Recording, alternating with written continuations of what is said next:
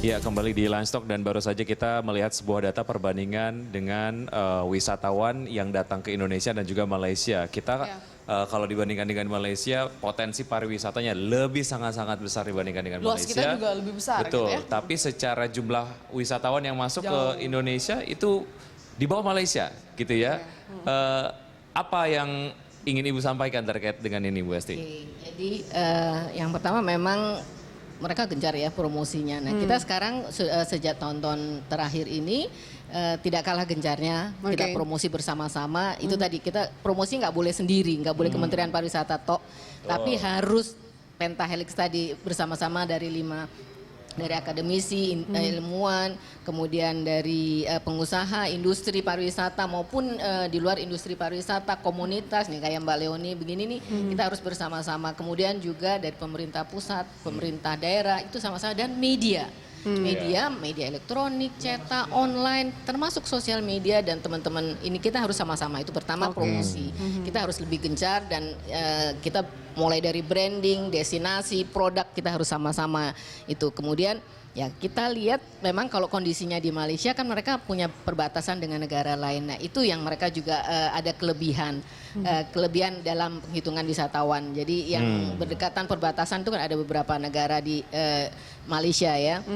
Nah kita memang ada yang istilah kita cross border itu yang kita, nah ini kita memang harus tingkatkan untuk promosi di daerah-daerah cross border seperti kayak di Batam, kemudian di Kalimantan ada, di Papua ada. Nah ini harusnya kita juga bersama teman-teman untuk bisa melakukan promosi untuk menarik yang di cross border itu supaya kunjungan wisatawan mancanegaranya juga bisa cepat meningkat. Dan sekarang pun sebenarnya sudah kita apa yang ditargetkan tahun ini 10 juta di data bulan Oktober itu kita sudah 8 jutaan lebih dan diharapkan November Desember kalau diperhitungkan diproyeksikan 10 juta itu akan mencapai. Nah itu sebenarnya udah on the right track. Jadi memang kita sudah berupaya bersama-sama maksimal untuk mencapai untuk ya kalau kita bilang ini bersama-sama, musuh kita bersama. Iya, betul. Makanya ini kemudian dijadikan apa namanya modal untuk optimisme di tahun 2016 targetnya di 12 juta. Untuk wisatawan mancanegara dan 260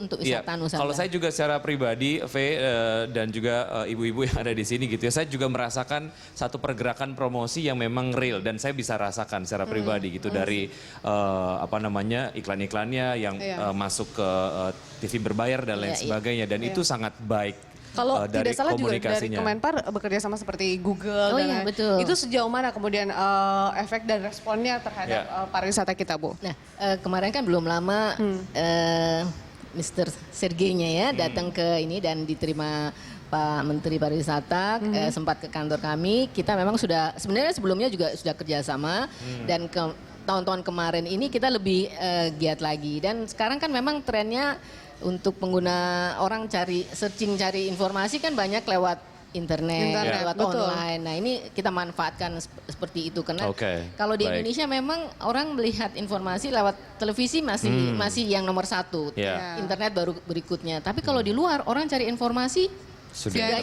pertama bahkan Mbak Leoni tadi kan Bu Esti bilang bahwa ini adalah satu pekerjaan rumah bersama, bukan hanya Kemenpar saja gitu ya. Dirimu sebagai blogger dan traveler juga punya tanggung jawab itu. Apa yang disampaikan kepada teman-teman wisatawan asing terkait dengan objek-objek wisata di Indonesia dan apa pendapat mereka dari feedbacknya? Mungkin ini juga bisa sekalian jadi input untuk Kemenpar bahwa sebetulnya yang diinginkan oleh teman-teman wisatawan mancanegara adalah ABC gitu. Seperti apa? Iya. Sebenarnya kemarin juga bertemu teman dari Malaysia dan dia sudah coba ke Flores, ke Bali dan lain-lain gitu. Ada satu begitu kenalan, dia langsung bilang, saya baru tahu Indonesia itu indah banget. Kemarin gitu ya. Kemarin baru ke Flores, ke mana pokoknya udah loncat-loncat gitu deh. Itu seharusnya orang Indonesia bangga karena Malaysia hanya seperti itu. Tapi ternyata Indonesia lebih dari yang saya kira. Dia bilangnya seperti Padahal kita tahu ya Malaysia itu sangat terkenal dengan tagline-nya Malaysia Truly Asia. Itu sangat menjual sekali loh Bu. Betul. Dengan promosi satu filler berapa menit gitu tapi terlihatnya wah Malaysia ini keren sekali gitu loh. Indonesia sebenarnya bisa juga untuk melakukan itu ya Bu ya. Iya, iya. Malaysia Truly Asia itu kan branding, promise. Nah, sebenarnya kita nggak bisa promise. Kita sebenarnya harusnya bisa gitu. Kita cuman memang di dalam implementasinya kita yang memang harus kita kuat, operasional kita kuat, tapi di dalam brandingnya yang memang harus. Tapi kan terakhir-terakhir ini tadi Mas Wiki ya, Mas Wiki menyampaikan kita sudah mulai bersama-sama menajak. Nah, ini kita harapkan ya kita bersama-sama, jangan kita bersama-sama Indonesia Incorporated harus kita. Kalau dari media tentu saja siap mengawal Indonesia untuk menjadi destinasi wisata paling baik di dunia lah ya. Kalau muluk-muluk ya nggak apa-apa, setidaknya kita punya target yang sangat tinggi. Iya. Kalau Mbak Leonie sendiri pernah ke Malaysia? Pernah. Nah, apa yang Mbak mungkin lihatin di sana yang kemudian menjadi nilai jual tersendiri bagi negara seperti Malaysia, Mbak Leonie? Kita. Kalau pertama kali pendapatnya adalah rapi. Kerapiannya yang bikin apa ya, yang beda ya. Mungkin kayak di Indonesia itu kekurangannya di situ bagus, tapi menuju ke sananya itu kurang rapi. Susah. Oke. Nah, gimana betul Bu? Kerjasama dengan pihak-pihak terkait atau kementerian terkait supaya secara infrastruktur, akses bisa lebih mudah, lebih. Sejak kabinet kerja yang sekarang ini Pak Jokowi kan memang sudah menggarisbawahi ada kerjasama lintas sektoral itu selalu digarisbawahi oleh beliau dan bahkan kita di tahun kemarin itu didukung oleh perhubungan, PUPera untuk misalnya kita butuh misalnya di Labuan Bajo perlu perpanjangan misalnya runway, di daerah mana perlu dibangun bandara, di mana perlu di jalan akses kita nggak bisa membangun di Kementerian Pariwisata, terus frekuensi perlu ditambah gitu. Kita sudah sampaikan ke perhubungan, ke PUPera dan bahkan untuk regulasi-regulasi yang terkait misalnya dengan visa dan segala macam, ya ke Kumham, ke Kemlu dan segala macam itu ada koordinasi itu sudah luar biasa. Stakeholder terkait, gitu ya, terkait. Nah ini yang kita mungkin berharap juga teman-teman di daerah karena ini semua harus bersama-sama karena untuk menjadikan suatu destinasi pariwisata kita selalu bilang destinasi itu walaupun punya atraksi kita punya semuanya bagus-bagus ya, ada destinasinya, ada budayanya, ada kemudian yang memang kita buat, kita create, tapi kalau akses tadi dan amenitiesnya mungkin kurang ya itu mungkin harus jadi perhatian. Segera dibenahi begitu. Nah, ke Mbak Leonie lagi. Mbak Leonie kan sudah ke beberapa wilayah, mungkin hampir semua wilayah begitu ya di Indonesia. Kalau bisa melis, kira-kira selain Bali yang berada di posisi berikutnya sampai mungkin 3 tempat yang menurut Mbak Leonie yang wonderful Indonesia banget gitu. Gili, Papua, Kalimantan, Derawan nih maksudnya. Itu. Bisa dijelaskan sedikit mungkin terkait dengan. Kalau Gili pertama adalah kalau kita cari yang aksesnya mudah, pantainya bagus, kayak di sana white sand, dan ya itu warganya sudah sadar pariwisata.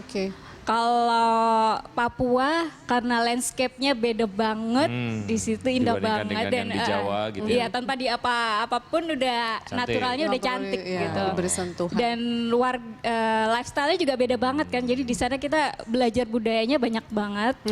Ya itu dan kalau menurut saya Papua paling ngangenin. Iya. Dan balik lagi ke sana. Iya, kalau Derawan yaitu wisata airnya masih paling bagus kayaknya. Terkait dengan beberapa challenge lah ya, tentunya ini sudah banyak dipikirkan oleh Kementerian Pariwisata. Satu challenge yang ini sepertinya jadi PR besar di tahun depan adalah bagaimana akhirnya menjadikan objek wisata yang sangat-sangat indah, namun kemudian kemarin terkena kebakaran lahan dan lain sebagainya. Ada atau tidak strategi khusus terkait dengan hal tersebut di tahun 2016 ini supaya memang secara image dan juga objek wisata di Indonesia juga tetap baik, Bu Esti? Itu sekali lagi, ini kan kaitannya dengan stakeholder di luar stakeholder yang terkait dengan pariwisata. Jadi misalnya dengan kehutanan, dengan perhubungan, PUPera, bahkan dengan mungkin daerah. Nah, kita memang sudah berupaya bersama-sama untuk supaya ini semua mendukung lah mendukung terhadap untuk apa yang menjadi, karena target yang sudah ditetapkan misalnya tahun depan itu 12 juta dan 260 juta perjalanan untuk wisata Nusantara, itu target bukan Kementerian Pariwisata yang menetapkan, tapi ditetapkan langsung oleh Presiden. Jadi itu tanggung jawab kita bersama lah, bukan dari Kementerian Pariwisata, tapi sama-sama dari stakeholder, dari kementerian lembaga lainnya. Bahkan kalau kami lihat sekarang bagusnya legislatif juga sudah sangat mendukung. Jadi kita sama-sama di eksekutif, legislatif gitu. Apalagi sudah ada kebijakan pemerintah begitu ya yang mendukung. Oke. Ya, kita masih akan melanjutkan, masih banyak yang ingin kita tanyakan, seperti mungkin masyarakat yang pariwisata minded, bagaimana membangun itu di wilayah-wilayah yang belum terlihat sama sekali begitu. Kita akan lanjutkan di segmen berikutnya. Tetaplah di Line Talk.